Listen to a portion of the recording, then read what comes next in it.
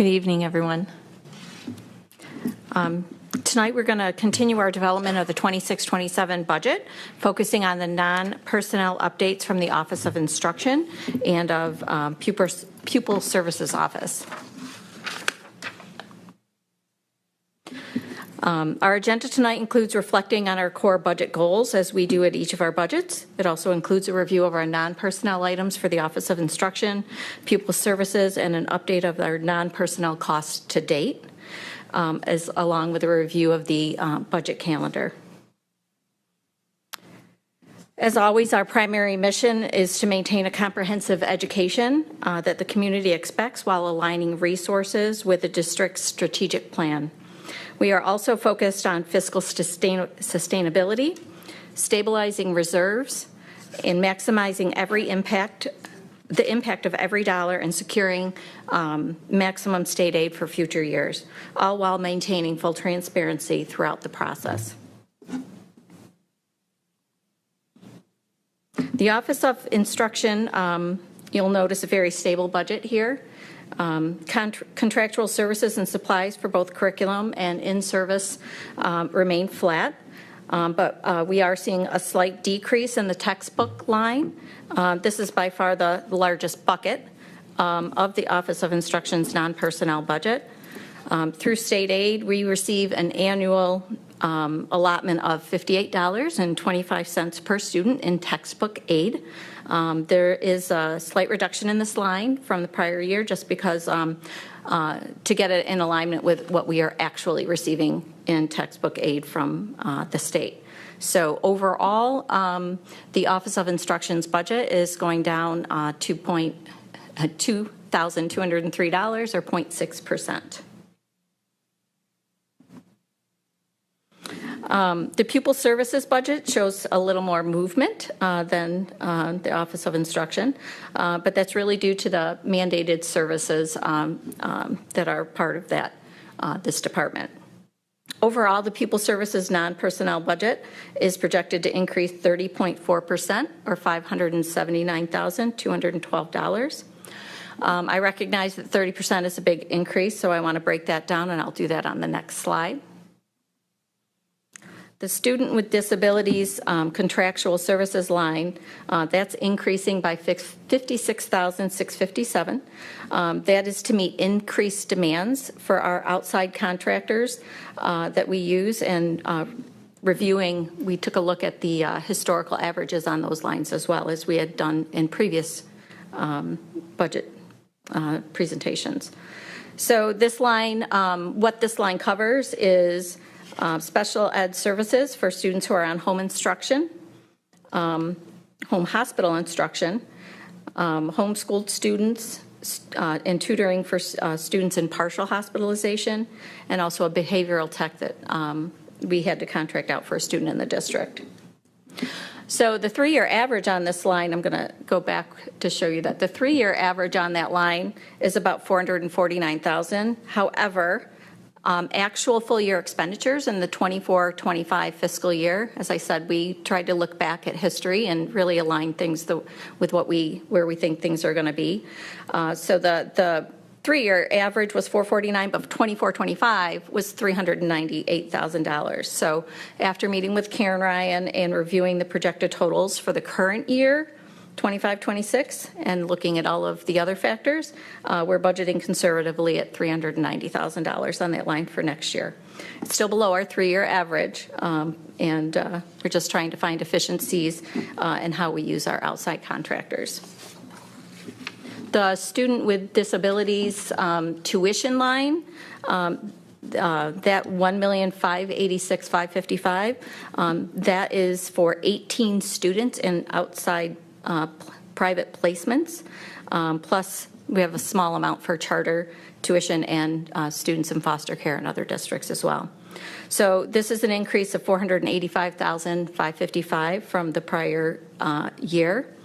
However, when we present to you in future budgets on our BOCES lines, at this point we don't have all of our BOCES numbers, so we're going to do a presentation on all of our BOCES lines collectively. When we do that presentation, you will see a flat or decreasing amount in our BOCES line. So we have shifted some of the student enrollments from our BOCES placements into some private placements. So that will explain some of that. This line we actually built from the ground up this year. We literally looked at every student enrollment that was projected for next year, and we actually we do have a cushion in there for one student if we have movement in there. So when you compare it also to our 24-25 school year actuals, our 24-25 actuals were $1,462,554.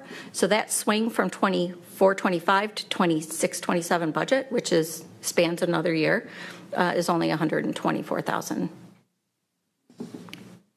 The health services line is another line that is increasing. That's going up $40,000, and that's really increases in health services aligning with historical spending. So if we have students in private schools going in another district, that other district can charge us for health-related services, nursing services that are provided to those students. So in prior years, we didn't budget for all of those, so we're right-sizing the budget for that to make sure that we're actually budgeting for what we think that's going to be. So it also includes our school physician and any like sub-nurses and things like that for outside the district. So the supplies line, it's a small decrease of $3,000. That's just shifting funds from the counselor's line that were in her budget last year into the building-based budgets. Overall, the personnel spending across all departments presented thus far in our budget season, including transportation, operations and maintenance, security, buildings, the Office of Instruction and Pupil Services. Overall, that is going up $797,664 from the prior year. So in the gray, you'll see the 25-26 numbers.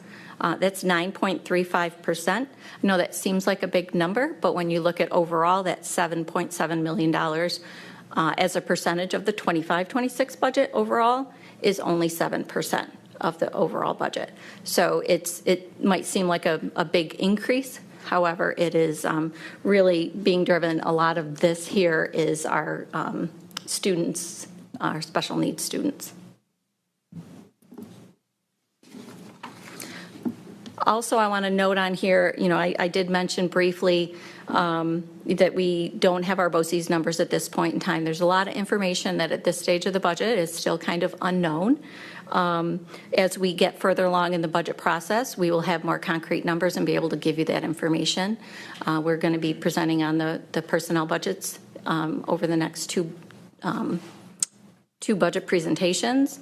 At this point in time, we have 2 contracts under negotiations. We don't have final numbers for those yet either.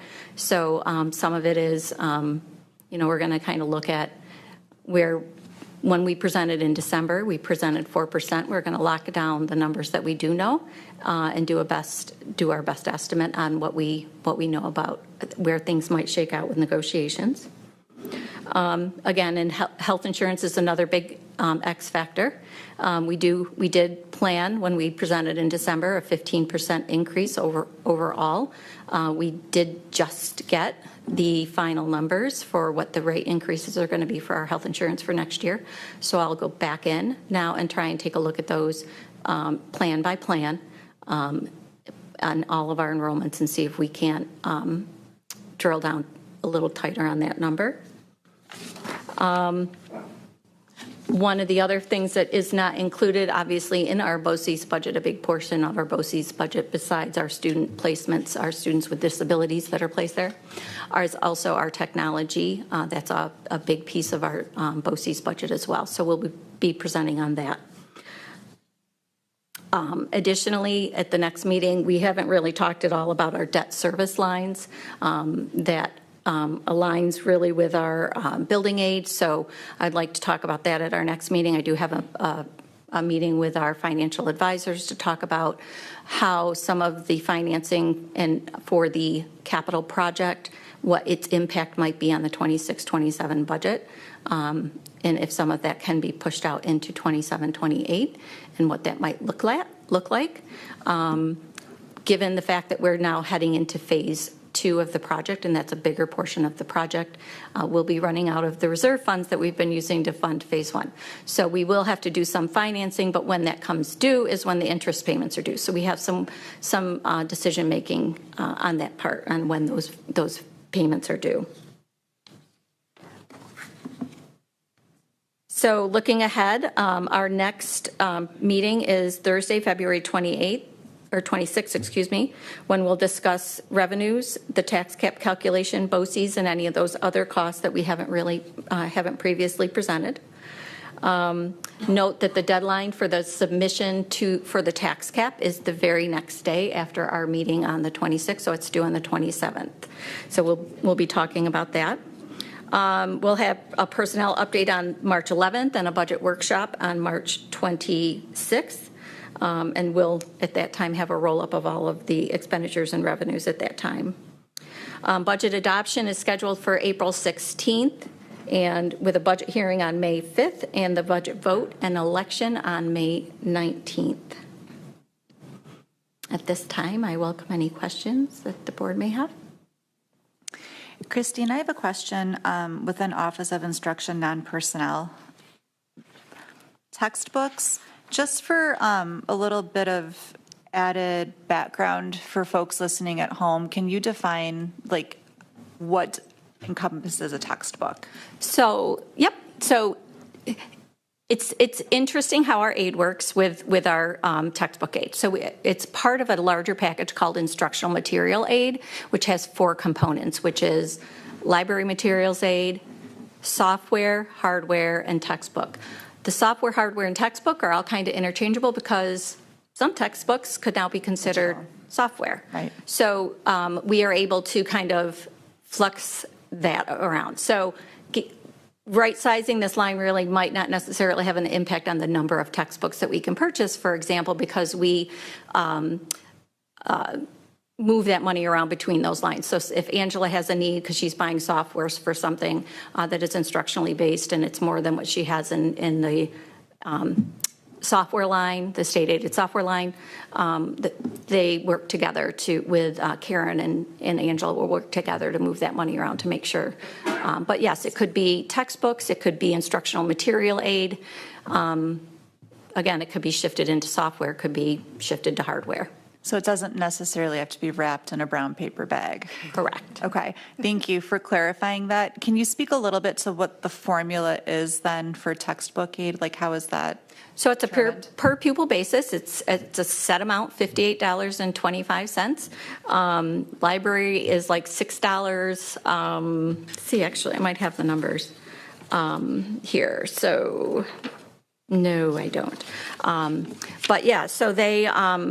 It's just, they're very small. It's not a large amount, but it's on a per pupil basis. So it goes based on enrollment, like what was submitted with our, I don't know if it's the October bed stay data that they're utilizing.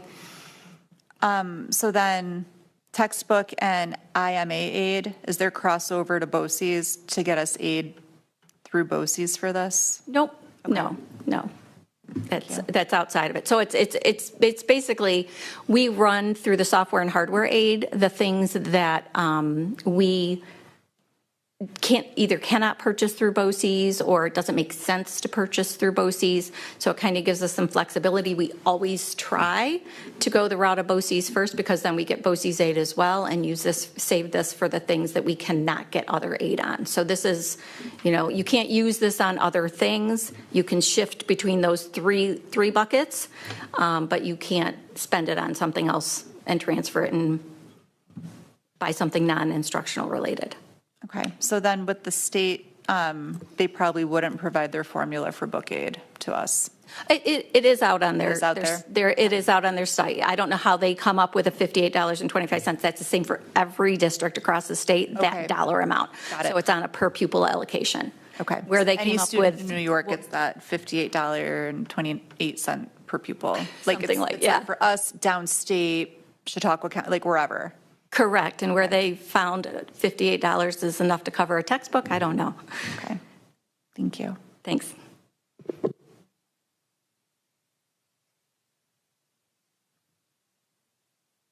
Any other questions? Thank you. Thank you.